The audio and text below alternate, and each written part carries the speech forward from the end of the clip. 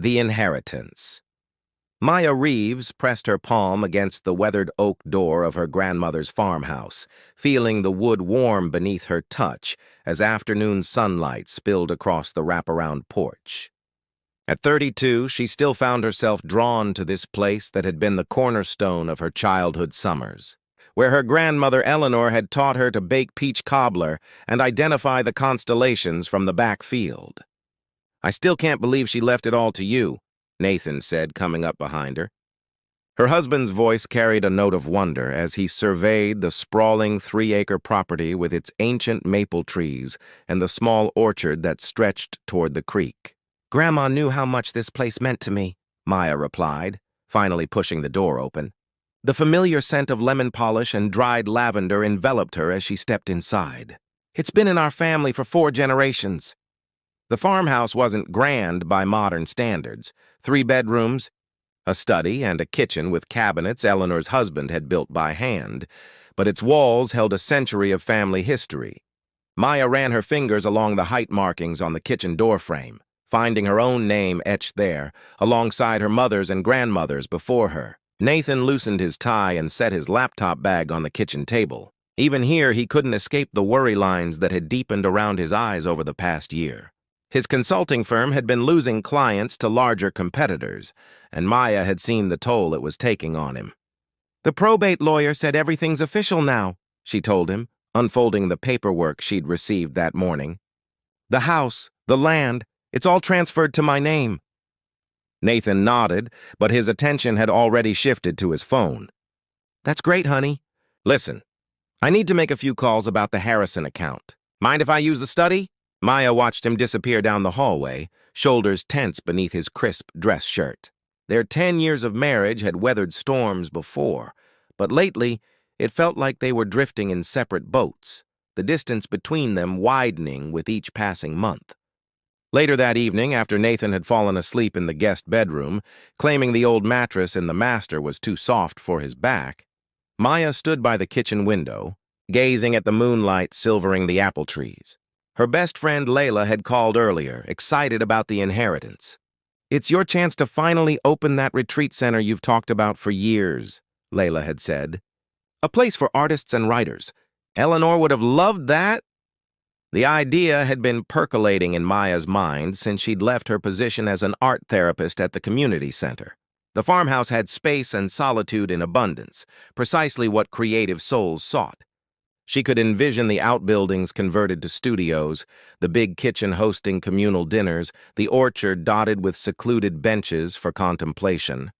When she finally slipped into bed, Maya dreamed of her grandmother sitting beside her on the porch swing, their hands identically flour-dusted from baking. "This place has good bones," Eleanor said in the dream, her voice as clear as it had been in life. "It needs someone who understands that beautiful things take time to grow." The next morning, Maya found Nathan at the kitchen table, spreadsheets fanned around him like fallen leaves. The familiar crease between his eyebrows had deepened. "The Franklin deal fell through," he said without preamble, rubbing his temples. "That's the 3rd major client this quarter." Maya placed a cup of coffee beside him and rested her hand on his shoulder. "We'll figure it out. We always do." His fingers covered hers briefly, a flash of the tenderness that had first drawn her to him. "I know. I just need to make some changes, find new investors." What Maya couldn't know then was what changes would mean. She couldn't see how Nathan's gaze lingered on the property deed as she tucked it away in Eleanor's roll-top desk, or how he'd already started calculating the land's value while she planned for its future.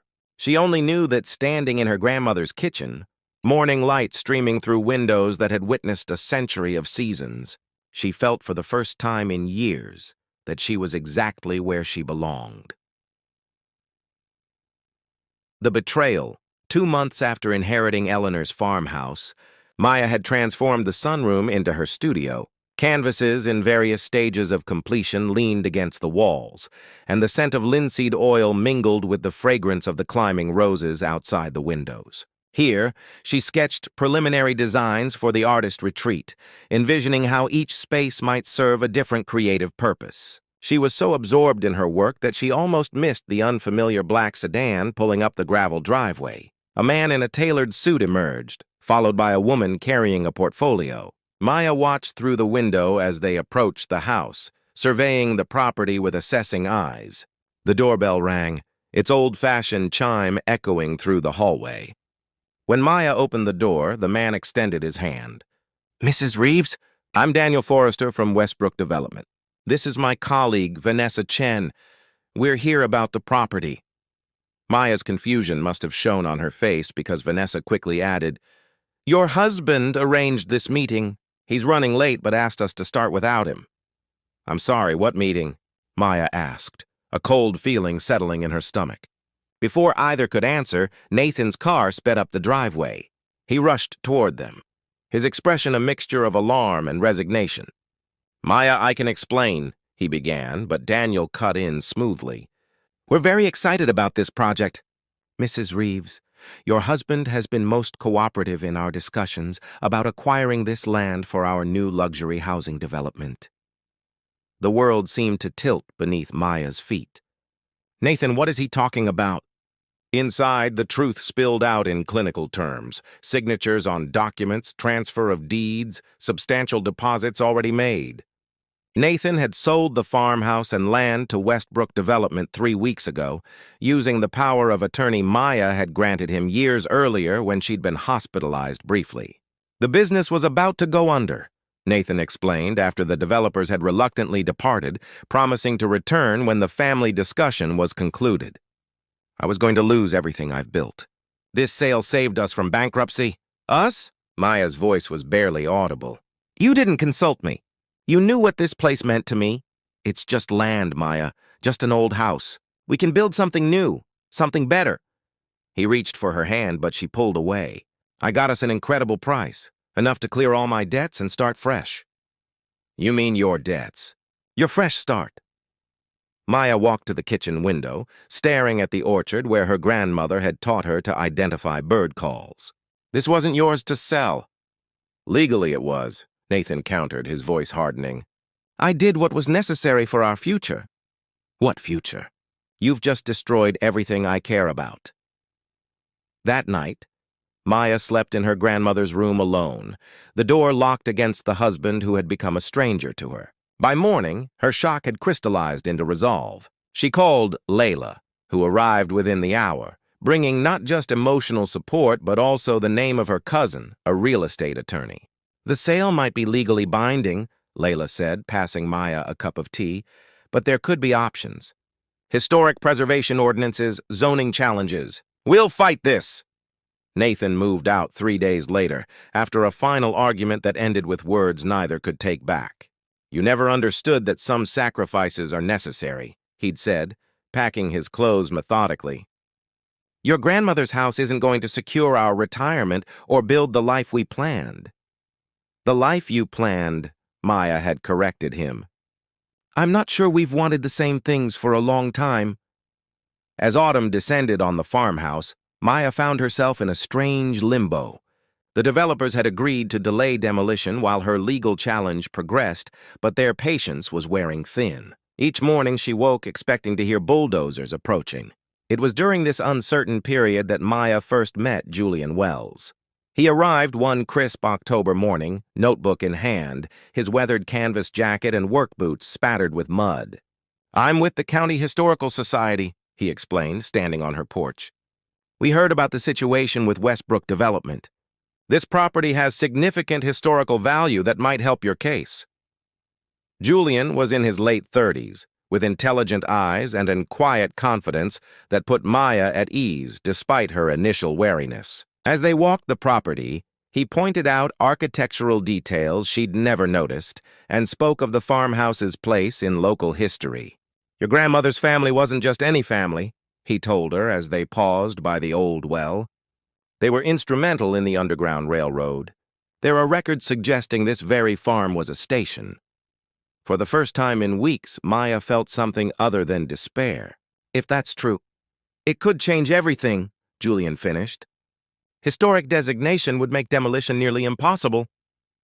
As they reached the edge of the orchard, where the land sloped gently toward the creek, Julian stopped. Even if we can't save all of it, we might be able to preserve the most important parts, the house, the original outbuildings, some of the land. Seeds of renewal. By mid-November, Maya's legal battle had reached an unexpected turning point. While she couldn't void Nathan's sale entirely, her attorney had negotiated a compromise. Westbrook Development would retain the majority of the acreage for their luxury homes. But the farmhouse itself and the surrounding half-acre, including Eleanor's beloved orchard, would remain Maya's. "It's not everything, but it's something," Layla said as they celebrated with wine in the kitchen that had nearly been lost. Julian, who'd become a regular visitor during the negotiations, raised his glass. "It's more than something. It's a foundation." Over the past weeks, his research had confirmed the farmhouse's historical significance, though not precisely in the way they'd hoped. There wasn't enough evidence of Underground Railroad activity to secure a full historical designation, but Julian had discovered that Eleanor's grandfather had cultivated rare heritage apple varieties, some now extinct elsewhere. "The orchard itself is a living museum," Julian explained, spreading old agricultural journals across the table. "These varieties were thought to be lost. Having them verified and preserved could be invaluable." Maya traced the illustrations of apples with names like Esopus Spitzenberg and Roxbury Russet. "Grandma used to make pies with apples she said you couldn't find in stores. I never realized." "Most people don't," Julian said, his eyes warming as he watched her. "We lose things before we understand their worth." That night, after Layla and Julian had gone, Maya wandered through the quiet rooms of the farmhouse, still hers, though the view from the windows would eventually change as construction began on the surrounding property. The compromise felt bittersweet, but as she stood in the orchard under a canopy of stars, an idea began to take root. The next morning, she called Julian. "What if we turned the orchard and grounds into a heritage garden?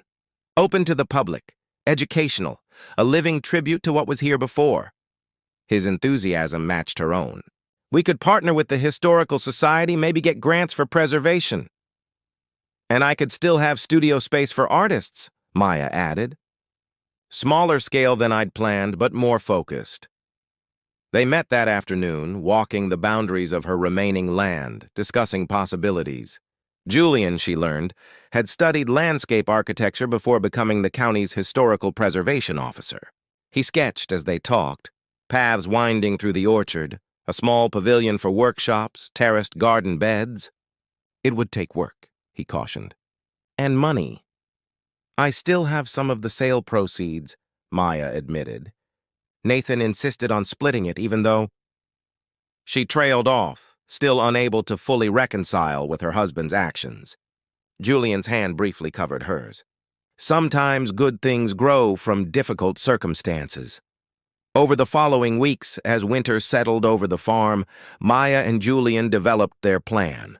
The Heritage Garden would showcase not just the rare apple varieties, but other historical plantings that Eleanor and her ancestors had cultivated. The farmhouses downstairs would become a small museum and gallery, while the upstairs would host rotating artists in residence. One evening, as they worked late in the kitchen, Julian sharing stories of other historical properties he'd helped preserve, Maya found herself studying his profile, the thoughtful set of his mouth, the quiet intensity in his eyes as he spoke about things that mattered. "You never mentioned why you got into historical preservation," she said.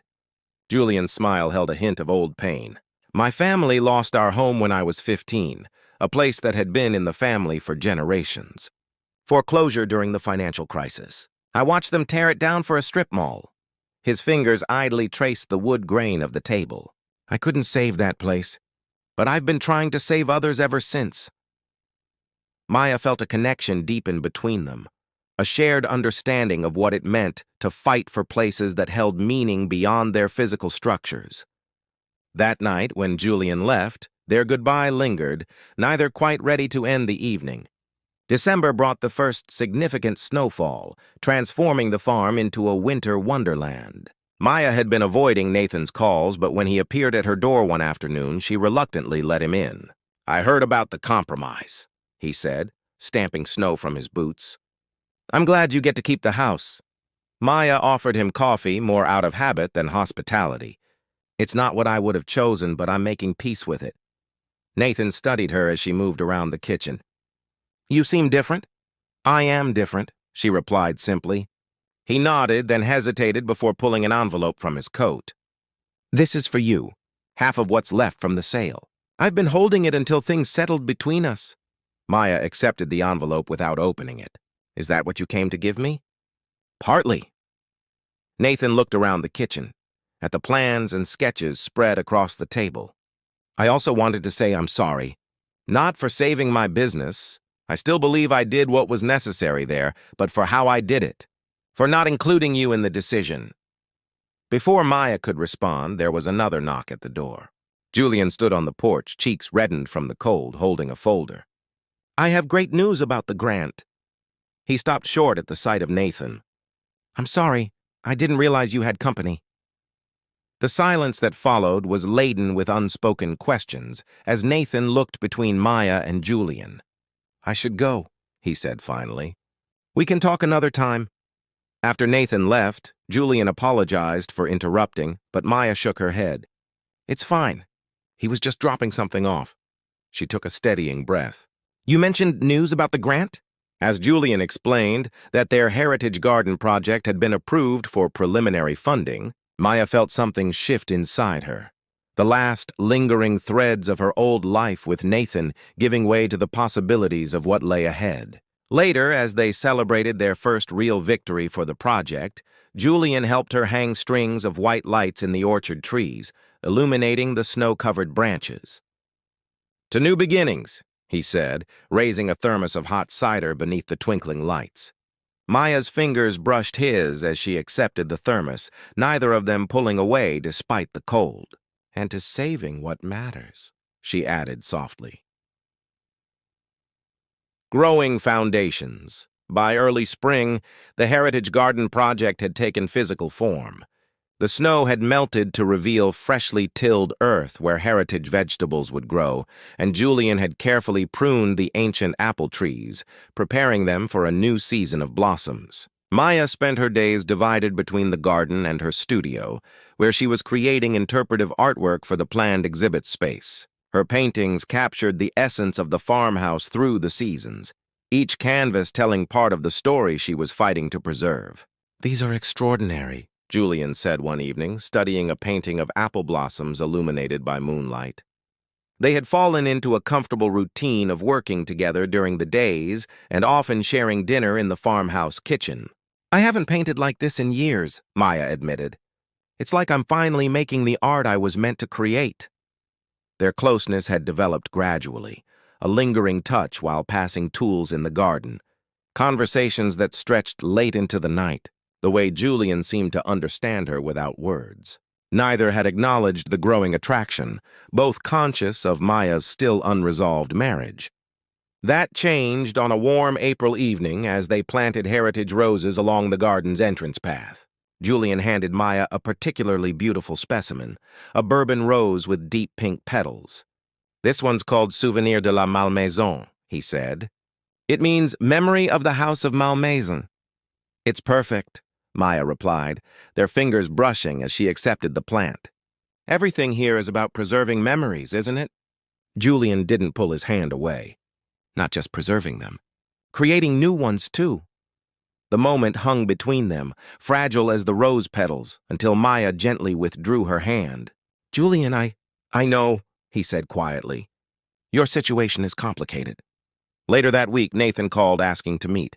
They hadn't spoken since his December visit, communicating only through lawyers finalizing their separation agreement. They met at a cafe in town, neutral territory. Nathan looked better than he had in months, the desperate edge gone from his demeanor, replaced by something almost like serenity. "The business is stable now," he told her. "I've taken on partners, restructured everything. It's not what I originally built, but it's sustainable." Maya nodded, unsure what he wanted from her. "I'm glad things worked out for you." "I've been thinking about us," Nathan continued, leaning forward. "About what went wrong. I was so focused on success that I lost sight of what really mattered." He reached for her hand across the table. I think we could try again, Maya, differently this time. The suggestion caught her off guard.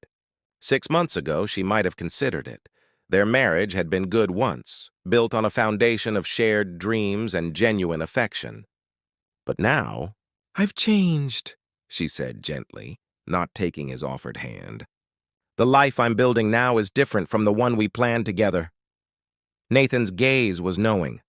Is this about the historian, Julian? Maya felt a flush rise to her cheeks. It's about me, about discovering what I truly want. Blooming Futures, the grand opening of the Eleanor Reeves Heritage Garden, took place on a perfect September day, exactly 1 year after Maya had begun her legal battle to save her grandmother's property.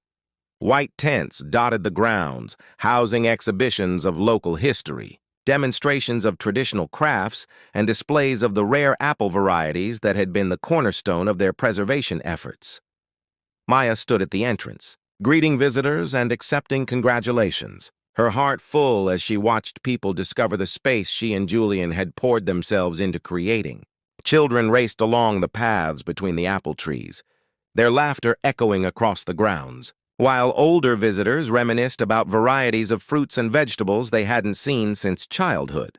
Your grandmother would be proud, Layla said, appearing at Maya's side with 2 glasses of the sparkling cider they'd pressed from last year's small harvest.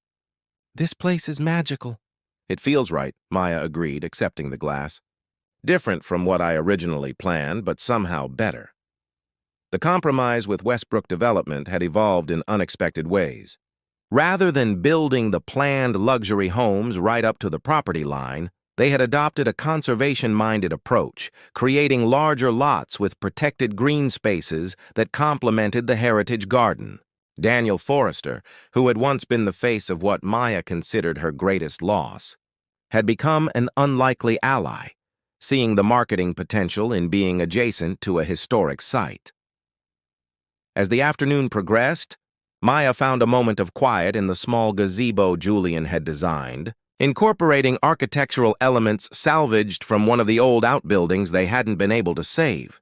From this vantage point, she could see the farmhouse, now a museum and art gallery on the first floor, with artist residency spaces above, and the full expanse of the garden surrounding it. There you are, Julian said, finding her. Taking a breather from your admirers? Maya smiled, making room for him on the bench. Just taking it all in. Sometimes I can't believe we actually pulled this off. I never doubted it, Julian replied, his arms settling comfortably around her shoulders. Not from the moment you showed me those first sketches of what this place could be. Their relationship had deepened over the past months, weathering the stress of project deadlines and the occasional disagreements that came with any creative collaboration. Julian had moved most of his belongings into the farmhouse, though he maintained his small apartment in town as a practical matter while they navigated the early stages of their life together. I have something for you, Julian said, reaching into his pocket.